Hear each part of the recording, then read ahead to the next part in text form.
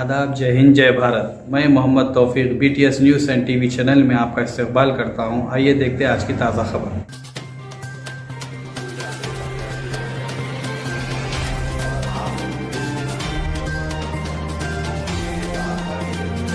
है और इतनी बड़ी जिम्मेदारी आपको दी गई है कैंट विधानसभा से, क्या कहेंगे? देखिए, बेटियों के जीवन में तो जिम्मेदारियां, जिस दिन बेटी जन्म लेती है धरती पे, उसी दिन जिम्मेदारियों का अंबार उनके सर पे होता है।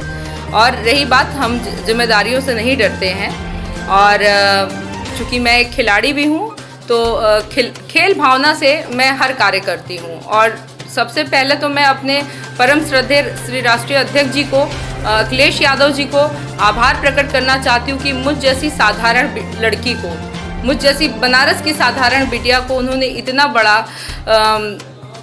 मौका दिया कि मुझे विधानसभा का टिकट दिया और काशी का प्रतिनिधित्व करने का, इस कैंट विधानसभा का प्रतिनिधित्व करने का मौका दिया। अगर बात की जाए तो राजेश मिश्रा आपके सामने हैं, जो कि पुराने धुरंधर भी रह चुके हैं, और सौरभ श्रीवास्तव भी हैं। आपके सामने क्या रहेगी, क्या उनके प्रति क्या टक्कर रहेगी कि क्या सामना? देखिए, जीवन में चुनौतियां बहुत होती हैं, लेकिन मैंने कहा ना कि मैं खेल भावना से हर काम करती हूं। तो मैं आपको बताना चाहती हूं कि मुझे डिफेंस करना भी आता है, अटैक करना भी आता है। और जब मुझे जहां डिफेंस करना होगा, मैं डिफेंस भी करूंगी और अटैक भी करूंगी। और ये कैंट विधानसभा अपने कैंट की जनता को निराश नहीं होने दूंगी। वो जनता जो सीवर युक्त पानी पीती है सरकारी नल से, वो जनता जो रामनगर में कीचड़ में घुटने भर कीचड़ में चलती है, वो जनता जो नंगी तारे लटकती हैं, बांस के बल्ली पे तारे लटकती हों और उनके बच्चों को करंट मार देता है। बहुत आशाएं हैं, मेरी जनता मुझसे लगाई हुई है, तो मैं अपनी जनता की आशाओं को पूरा करूंगी।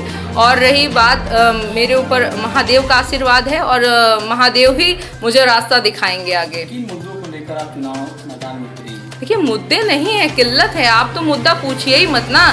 जिस विधानसभा में 30 साल से एक ही परिवार का विधायक बनता आ रहा है और उस विधानसभा की जनता सीवर युक्त पानी पी रही है, सीवर युक्त पानी पी रही है और गलियां ध्वस्त हैं, सड़कें ध्वस्त हैं, शुद्ध पेयजल की व्यवस्था नहीं है, जल जमाव की समस्या है और महिला सुरक्षा को लेके भी बहुत सारी समस्याएं हैं जो बहुत ज़्यादा दिक्कत वाली हैं। और सबसे बड़ी बात कि इस बार हम कैंट विधानसभा में समाजवादी पार्टी का परचम लहराने वाले हैं। एक तरफ विकास कार्य की भाजपा सरकार विकास कार्य और ये प्रधानमंत्री का संसदीय क्षेत्र है, विकास कार्यों की अगर बात की जाए तो लगातार विकास कार्य गिना रहे हैं। घोषणा पत्र भी बीजेपी सरकार ने जारी कर दिया, इस पे क्या कहें? आपको मालूम है, काशी की जनता को हमारे सांसद महोदय नरेंद्र मोदी जी का 3-4 विकास बहुत अच्छा याद है।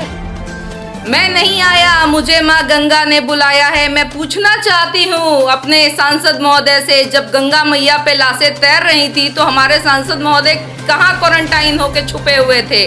उस समय हमारे परम श्रद्धेय श्री अखिलेश यादव जी ने अपने सिपाहियों को भेज के कोरोना काल में भी जनता के बीच में हम लोग जनता की सेवा किए हैं।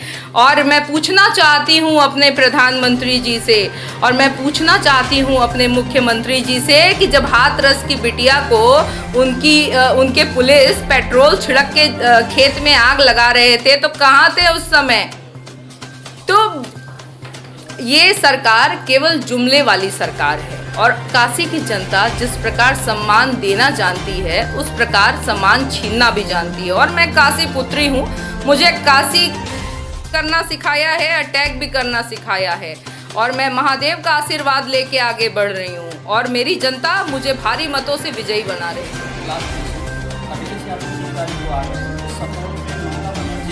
कितना प्रभाव पड़ेगा काशी की जनता को और कितना आपको सपोर्ट मिलेगा?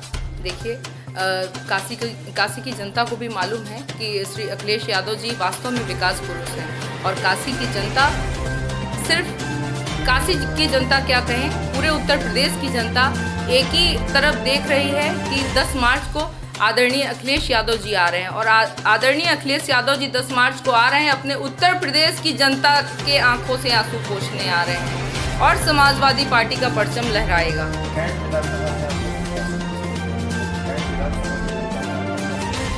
मेरा देखिए यही संदेश है अपनी जनता से कि आप अपनी इस बहन को, इस बेटी को भारी मतों से विजयी बनाएं कि मैं अपनी गंगा जमनी तहजीब की आवाज़ बन सकूं, अपने कैंट विधानसभा की किल्लतों का समाधान कर सकूं।